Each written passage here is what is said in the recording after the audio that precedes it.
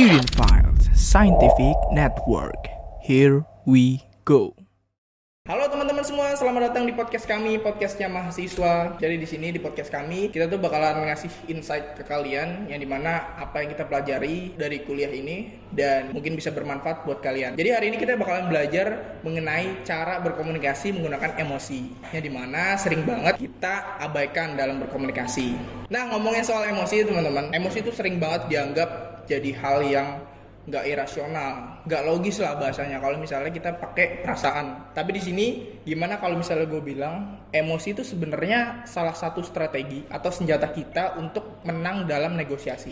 Jadi gue sempat baca artikel yang dimana emosi itu bukan sekedar perasaan, tapi emosi itu data krusial yang bisa kita analisis dan bisa kita gunakan dalam sehari-hari. Jadi hari ini gue nggak sendirian buat ngebahas ini. Di sini gue ditemani sama Rizal dan juga Naila. Boleh Bang Rizal kenalin diri Bang Rizal dulu, terus kayak kesibukannya apa gitu-gitu. Oke, teman-teman, kenalin nama gue Rizal Balulinsani. Saat ini gue menjabat sebagai mahasiswa semester 6 perbankan syariah di FEB UIN Jakarta. Untuk keseharian gue, saat ini gue cuma sebagai staf ahli bidang staf ahli bidang kesehatan, sosial. Ya, enggak gitu aja. Ya pokoknya gue saat ini sibukan gue sebagai supir di salah satu yayasan, ya gue supir ambulan. Untuk saat ini gue belum ada proyek besar, cuma satu sisi gue lebih ke mengerti untuk mengendalikan emosi gue sendiri, entah itu dari kesel, benci, senang, sedih, marah. Okay. Pokoknya adalah banyak yang emosi yang udah pernah gue lewatin. Oke, kalau Kanela gimana?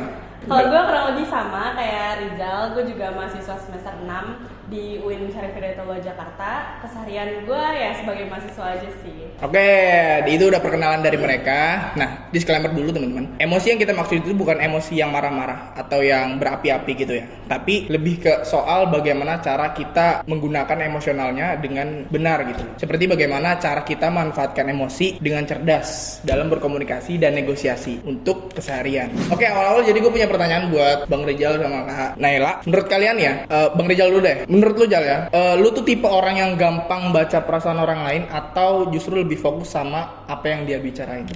Oke, kalau dari gue pribadi, ini POV gue pribadi. Oke. Kalau gue itu, kalau misalkan lagi ngobrol sama orang, misalkan kayak sekarang ini lah, kayak ngobrol gitu, gue lebih ke memperhatikan bagaimana cara dia berbicara. Mungkin dari penyampaiannya kah, atau dari raut wajahnya kah? Okay. Nah, gitu. Karena menurut gue dari cara dia menyampaikan dan juga raut wajahnya itu, kita bisa tahu nih emosi dia juga kayak gimana. Okay. Nah di situ gue juga sering analisa dari lawan bicara gue, agar nantinya gimana gue bisa membalas komunikasi tersebut kayak gitu. Jadi intinya lu ngebaca perasaan orang lain dulu dah ya? Iya. Singkatnya gitu. Kalau menurut Kanela gimana? Kalau gue sih kayaknya gue lebih tipe orang yang gampang untuk ngebaca perasaan orang lain karena kalau di lingkungan gue sendiri ya, contohnya kayak di teman-teman gue aja itu gue lumayan gampang gitu ngebaca keadaan emosi teman-teman gue sendiri karena kelihatan aja sedih mulai dari raut wajahnya, cara dia ngomong. Mungkin kalau dia lagi sedih agak lebih lesu, nggak semangat karena biasanya ceria gitu sih. Nah itu dari pandangan mereka, dari Bang Rizal dan Kanela. Dari gue sendiri itu juga sama. Ketika ada orang yang berbicara, itu gue juga kadang mencoba untuk memahami perasaan dia. Jadi kayak pesan yang dia kirim ke gue itu masuk dengan jelas. Nah itu berarti kayak bisa kita gambarin dari kita bertiga tuh memang ya secara umum kita bakalan ngelihat suasana hati mereka gitu loh. Terus gue juga dapat beberapa artikel nih terkait emosi, yang dimana ada yang namanya emosi granularity ya, yaitu dimana kemampuan buat ngasih label perasaan kita. Contoh, misalnya lu Jal ngerasa gak enak nih, nah itu lu bisa nge-labelin gak enaknya tuh apa, lu karena kecewa, karena cemas atau frustasi. Nah dari lu sendiri lu bisa gak nge-labelin itu? Mungkin di sini gak enak itu banyak ya tipenya ya, entah itu kayak gak enak, kayak misalkan gue sebagai atasan lu gitu. Boleh. Lu bawahan gue, lu pasti agak sedikit segan ya.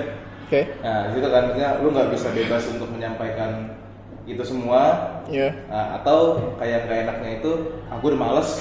Nah kan kalau gitu kan kayak kecewa, cemas, sedih gitu kan, aku udah males gitu kan. Nah itu lu bisa ini gak nge-labelin kalau misalnya lu tuh lagi ngerasain kecewa atau cemas gitu, atau sekedar ya malas aja seharian. Iya, gue kayak gitu, gue nggak bisa labelin kayak gue ini sebenarnya capek, sedih, atau gue ini segan. Ya udah gue cuma kayak ya udah gue malas ngobrol sama lu, kayak gitu. Ya udah, lu nggak tahu lah apa yang lu rasain. Iya. Kalau dari Kanela?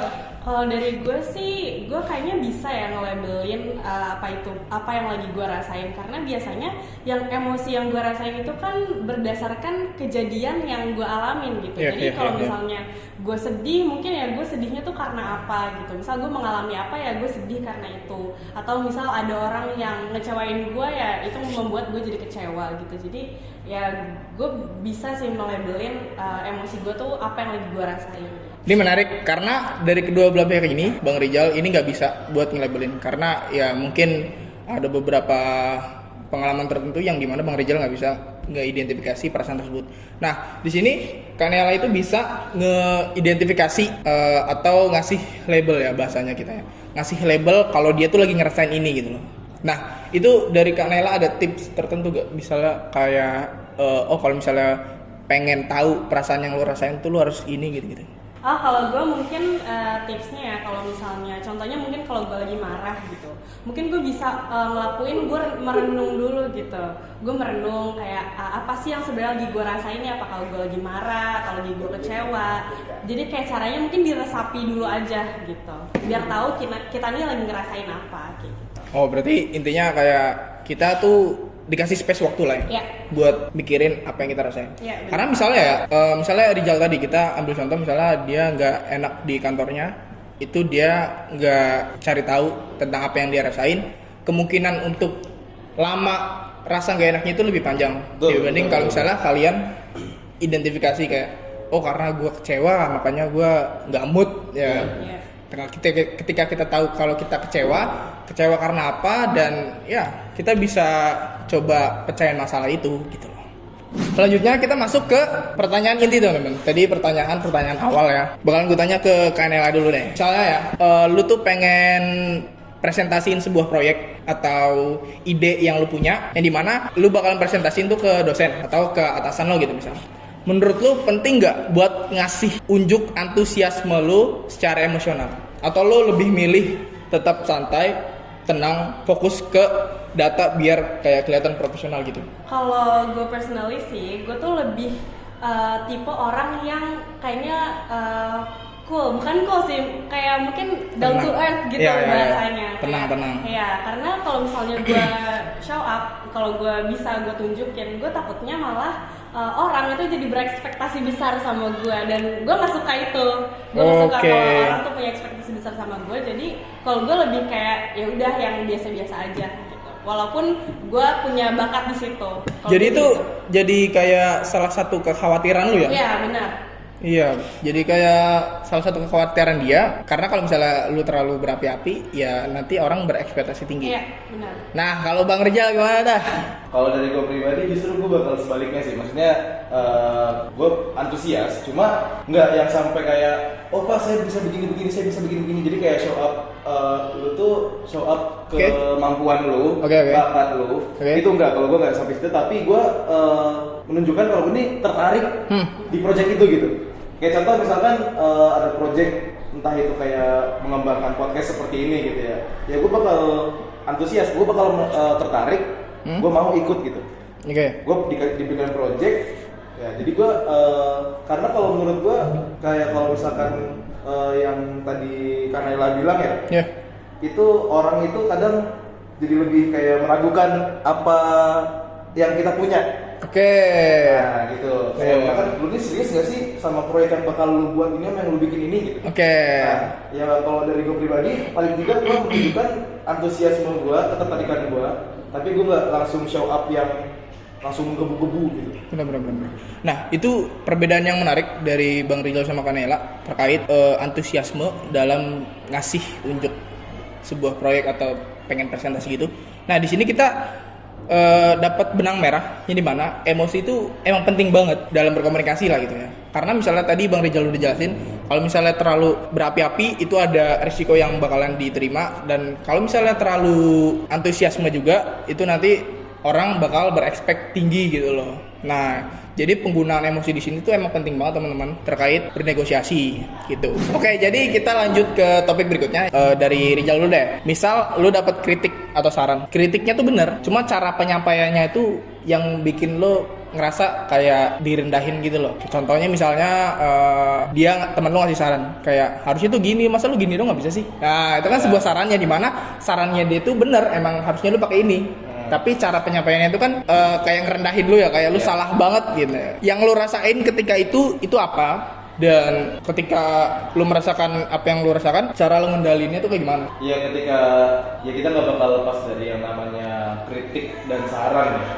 Tapi gue yakin nggak semua orang itu memberikan kritik yang emang bener-bener kritik yang menjatuhkan gitu. Tapi ada kritik yang membangun. Makanya ketika ada orang-orang yang memberikan kritik, itu langkah baiknya dia juga memberikan saran. Iya. Ya kan? Nah, agar lu ngekritik gua, oke gua salah, saran lu apa? Oke. Kalau misalkan cara penyampaian dari misalkan gua ngomong sama lu gitu ya kan. Oke. Gua ngomong, lu ngasih gua kritik dengan cara dengan kritikannya bagus. Omongannya juga kalau kita nggak melihat cara penyampaiannya ya, kritik itu bagus, oke gue terima gitu. Tapi apa saran dari lu? Nah kalau misalkan gue ketika mendapatkan hal kayak gitu, gue nggak langsung merasa down. Gue pasti melihat juga sisi baiknya lah. Karena di setiap kritik itu pasti ada hal yang harus kita perbaiki kan. Nah gue nggak peduli masalah lu mau nyampein ke gue apa, mau lu anjing-anjingin, gue nggak masalah gitu. Tapi asal kritik lu bener dan lu memberikan saran ke gua. Kayak gitu. Jadi nggak baper-baper klub lah ya. Iya, bukan baper-baper klub juga. Ya, bukan baper-baper klub. Baper gitu kan. Oke, boleh. Coba kalau misalnya kita lihat dari sisi Kanela yang dimana katanya kan perempuan lumayan sensitif ya. Coba gimana? Kalau dari gue sendiri, mungkin karena gue sebagai cewek ya, mungkin. Iya, karena ada perbedaan kali ya antara cewek sama cowok kali ya. Iya. Dalam menerima kritik gitu. Mungkin kalau Bang Rizal tadi kan dia kayak ya udah aja kan, maksudnya dikritik kayak gimana. Kalau gue mungkin kalau gue sebagai cewek, mungkin gue agak lebih sensitif kalau misalnya kritiknya itu yang nggak enak gitu, nggak enak diterima. Mungkin kayak kritik yang menjatuhkan gue itu mungkin kalau Rizal tadi dia nggak down, mungkin kalau gue jadi down gitu. Mungkin gue jadi juga merasa sedih dan juga kecewa kenapa orang ini menyampaikan kritiknya ke gue itu kayak gitu menjatuhkan gue. Jadi mungkin emosi yang gue rasain kalau ada orang ngekritik gue dengan menjatuhkan, ya mungkin gue jadi down dan sedih sih. Iya sih, benar-benar. Kalau misalnya dari sisi gue tuh lebih condong ke Rizal.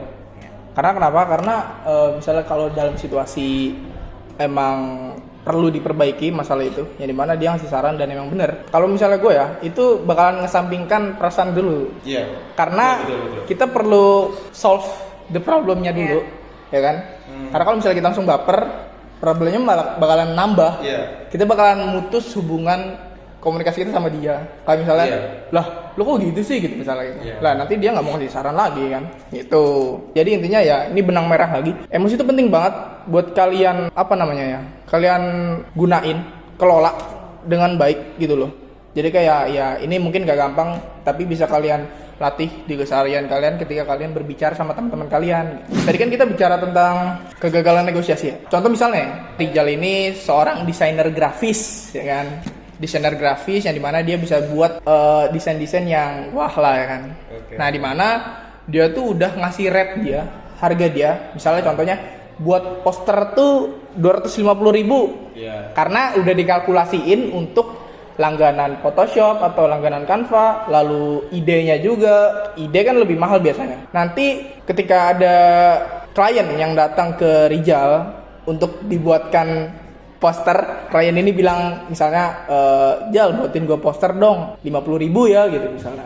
Nah itu lu nerima negosiasi itu kayak gimana? Soalnya kan itu kan jauh di bawah ini lo kan, di bawah rate lo, itu gimana? Di sini gue coba mau ngasih tahu hal pertama yang gue rasain ketika gue mendengar kalimat Jal 50.000. Ya kan? Oke, iya, ya, karena itu jauh dong. Jauh. 250.000 ke 20.000 itu setengah aja nggak dapat bro. Iya. Ya gitu kan. Ya, kita sebagai manusia kita juga nggak bisa bohong lah. Kita juga butuh duit. Gitu. Yes. Ya gitu. Maksudnya gimana gitu. Letak-letaknya. Oke. Ya ambillah kalau misalkan kayak gitu kayak ya pasti hal pertama yang gua rasain adalah kayak tersinggung. Tersinggung. Oke. Terus ya mungkin kesel ada lah gitu kayak lu apaan sih ya, kayak gitu kan. Kayak nggak ngargain. Iya, kayak lu ini lo ya. Lu nggak tahu blognya gini gitu kan. Oke. Nah, di situ kayak kalau dari gue pribadi, tapi gue nggak menyampaikan itu. Gue nggak menyampaikan amarah gue nggak menyampaikan rasa tersinggung gue. Oke. Ya gue hanya bisa bilang, ibu dapat harga dari mana? Contohnya kita ibu lah ya yang nawarnya. Yang gitu. Dia nggak tahu. Iya. Iya. Oke. Ibu dapat dari mana harga segitu untuk desain seperti ini? Oke. Nah, kayak gitu. Di situ kita mulai tuh untuk kayak bernegosiasi tipis-tipis lah. Oke. Maksudnya cuma nebak-nebak mas. Contoh gitu anggapannya. Jawaban dari ibu itu kayak gitu. Cuma nebak-nebak aja gitu. Nah dari situ gue bisa mengambil celah selaku desain grafis. Di situ gue bisa menjelaskan hal apa saja yang gue perlukan untuk bisa membuat satu desain flyer gitu kan. Ngejabarin lah ya. Mulai dari berlangganan Illustrator atau mungkin biaya listrik, wifi, gitu kan. Itu yang pokok lah maksudnya di situ kan. Belum lagi kalau misalkan ini banyak revisinya, gue juga harus begadang ya. Belum kopi gue, rokok gue gitu kan. Banyak kan pokoknya gitu kan. Nah disitulah kenapa bisa mahal gini. Dan juga gue nggak semata-mata cuma bilang kayak gitu. Gue pasti tunjukin portofolio gue sebelumnya. Hasil desain gue sebelumnya gimana, diterima sama siapa aja, dan pemegang desain gue tuh siapa aja gitu loh. Maksudnya udah ada yang masuk di kategori perusahaan kah, atau mungkin ada di lembaga kah gitu. Itu kan pasti kan jadi nilai tambah buat kita dong. Untuk menambahkan rate kita. Nah di situ gue akan menjabarkan itu semua. Nah setelah penjabaran itu gue menyarankan ke ibunya, kalau misalkan emang ibu dapat yang lebih murah daripada saya, itu saya persilakan untuk mengambil yang lebih murah. Tapi kalau misalkan yang lebih murah itu ibu merasa belum puas, ya ibu boleh kembali ke saya welcome. Saya akan buatkan desain semaksimal mungkin dan ibu akan merasa puas dari apa yang udah ibu lihat dari portofolio saya. Jadi kayak ya lu kasih proof lah, pembuktian atau akumulasi dari harga rate lu. Betul. Karena kemungkinan orang itu kan nggak tahu ya. Iya. Harga dari desain itu berapa gitu. Betul, nah kalau misalnya dari Kanaila gimana? Sebenarnya kalau dari gue sama sih, nggak jauh beda sama Rijal. Kayak misalnya ambil case aja, misal gue jual makanan ya. Misal gue jual makanan apa di dimsum mentai misal. Nah dimsum mentai itu kan harganya cenderung mahal. Tapi kayak misal ada temen yang kayak harga temen deh segini aja lah, nawarnya nggak otak misalnya. Nah itu kan perasaan yang gue terima ya, emosi gue tuh pasti tersinggung lah mungkin ya, kayak kok bisa dia nawar harga segitu. Dan mungkin juga gue akan ngelakuin hal yang sama kayak Rijal, dengan cara gue jabarin aja ini harga beli bahan makanannya aja segini. Belum kalau mentai itu misal pakai Tobiko yang mahal atau apa. Jadi kayak gue harus kasih pengertian dulu ke dia kenapa harganya bisa semahal ini, karena mungkin bahan-bahan yang gue pakai itu bahan-bahan yang premium atau yang mahal juga gitu, sehingga harganya bisa mahal. Jadi kayak ya intinya balik lagi kita sabar lah ya bahasanya ya. Karena kan ketika orang ngasih harga segitu secara tiba-tiba kayak kita udah ngasih rate 250.000, tiba-tiba ibu-ibunya ngasih, bukan ibu-ibu dah, yang lain dah ya. Misalnya orang lain dah ngasih harga tiba 50.000, ya kan? Itu kan kayak jauh banget, yang dimana kita bisa berpikir ini orang gak menghargain ide gua, kan gua udah kasih rate segini gitu loh. Nah itu kalau misalnya kalian misalnya jadi pendesain grafis itu, yang dimana kalian langsung emosi, dalam artian langsung bete gitu, gak mood, tersinggung gitu loh, itu bakalan memutus rantai komunikasi kalian dengan klien kalian. Contohnya misalnya ketika ada yang nawar segitu dan kalian responnya itu kayak nggak bisa bu, kita juga capek ngerjain ini, itu kan kayak ngeluarin rasa tersinggung lo ya, gitu, unek-unek capek banget gue ngerjain ini jir kan, dalam hati gitu kan. Pasti. Nah iya, nah terus kalau misalnya kalian bilang kayak gitu, kemungkinan klien pergi itu bakalan lebih besar dibanding kalian bakal ngejabarin akumulasi rate kalian. Jadi kayak mereka tuh lebih terbuka gitu loh. Oh karena 250.000 itu hitung-hitungan dari langganan Adobe Illustrator, Photoshop, Canva dan lain sebagainya, belum kopinya, listriknya. Ibu-ibu itu bakalan lebih terbuka untuk ngelanjutin komunikasi dengan kalian gitu loh. Nah, jadi itu benang merahnya lagi tuh teman-teman. Jadi pengendalian emosi ketika bernegosiasi itu penting banget. Bukan sekedar perasaan yang lewat aja. Cuma bisa kalau misalnya kalian bisa kendalin itu lebih kompeten lagi, itu bisa menjadi senjata kalian yang paling mutakhir lah bahasanya. Ya karena kan kita tahu ya tujuan negosiasi itu adalah mencari win-win solution kan. Iya benar. Gitu kan. Iya. Nah, itu gimana caranya? Ya gue sama Naila selaku pedagang, itu bisa mendapatkan klien itu. Iya, pokoknya dapat klien itu dulu dah. Nah, kalau misalnya gue ada pertanyaan tambahan. Berarti kan itu kan bahasa lainnya kan mengesampingkan perasaan dulu. Iya betul. Yes, ya kan? Kalau misalnya ada sudut pandang orang yang bilang lah itu mah harga diri lu jatuh kalau misalnya lu ngesampingin perasaan lu, kan seakan-akan lu terus yang ngalah gitu. Nah, menurut lu gimana? Kalau menurut gua dari cara gua mengesampingkan perasaan kesel gua dan lain-lain gitu ya, gua malah bisa mendapatkan apa yang gua inginkan. Yes, oke. Gua pengen si ibu ini yang nawar 50.000 ini jadi klien gua, atau bahkan dia bisa nambahin dari harga itu. Bisa jadi loh kan, nggak kemungkinan dong. Bisa jadi. Kalau Kanaila gimana? Kalau dari gue sih, dari mengesampingkan perasaan ini yang nggak juga berarti menjatuhkan harga diri kita, karena kita sebagai pedagang, kalau kita mengesampingkan perasaan kita itu juga menurut gue itu menjadi salah satu bentuk profesionalisme kita sebagai pedagang aja sih. Benar. Ya, jadi itu salah satu bentuk profesionalisme dalam dunia kerja. Misalnya nggak dagang dong ya, itu dalam dunia kerja juga bisa ya. Nah, jadi itu adalah poin penting penggunaan emosi teman-teman. Ada pertanyaan terakhir buat kalian. Buat kalian. Dari gua. Buat kalian. Jadi apa satu hal yang lu baru tahu tentang emosi yang tadi kita obrolin? Yang pertama baru gua tahu adalah mungkin perbedaan pendapat antara gua sama Naila ya, selaku yang memberikan pengalaman. Mulai dari yang tadi pertama ketika tentang show up, gue juga berpikir kayak, ada benernya juga. Iya kan? Nah, cuma kalau misalkan untuk POV gue nggak bisa kayak gitu. Mungkin kalau lebih ke menahan, untuk bisa menahan apa yang harus gue keluarkan, tapi tetap dengan ketertarikan dan antusiasme yang sama. Karena menurut gue antusiasme dan ketertarikan itu juga penting untuk menarik lawan bicara kita, terutama dalam hal negosiasi ya. Benar. Apalagi untuk mencari win-win solution itu kita juga pasti harus memperlihatkan raut wajah yang meyakinkan, kemudian ucapan-ucapan yang meyakinkan juga gitu. Jangan sampai apa yang kita lakukan, apa yang kita bicarakan, dan apa yang kita negosiasikan itu malah menjadi bumerang buruk buat kita gitu loh, malah kembali ke kita kehilangan klien, kita kehilangan kepercayaan, kita kehilangan bahkan dalam kerja itu juga bisa. Benar. Nah makanya dari situ kayak gue juga bisa nih mempertimbangkan apa yang dibilang sama Naila tadi kayak gitu. Kalau dari Kanaila gimana?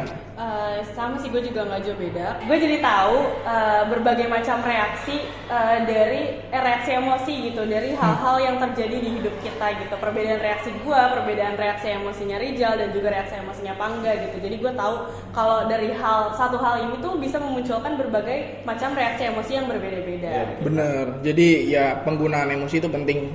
Jadi bukan sekedar cara kita ngerangkit kata-kata ya, tapi peran emosi itu jauh lebih penting untuk digunakan dalam komunikasi. Tujuannya biar nanti kalian bisa dapat win-win solution ketika bernegosiasi. Oke teman-teman, keren banget pembahasan kita hari ini ya, penuh isi ya.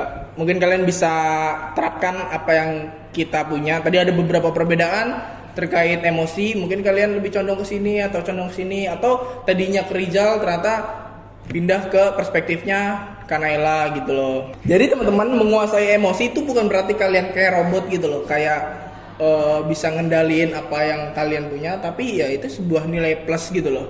Itu emang manusia gitu loh, karena manusia itu ya kelebihan yang diberikan oleh Allah Subhanahu wa taala, di mana kita diberikan akal dan perasaan. Kita kan dikasih akal nih, di mana akal ini kita gunakan untuk mengendalikan emosi tersebut. Ya, betul. Dan ujung-ujungnya ya sabar intinya. Orang sabar disayang Allah. Nah, intinya gitu teman-teman ya. Jadi terima kasih untuk kalian yang udah nonton dari awal sampai akhir. Semoga dapat insight baru. Terima kasih juga buat Bang Rizal. Terima kasih juga buat Kanaila. Jadi sampai jumpa di video selanjutnya. See ya.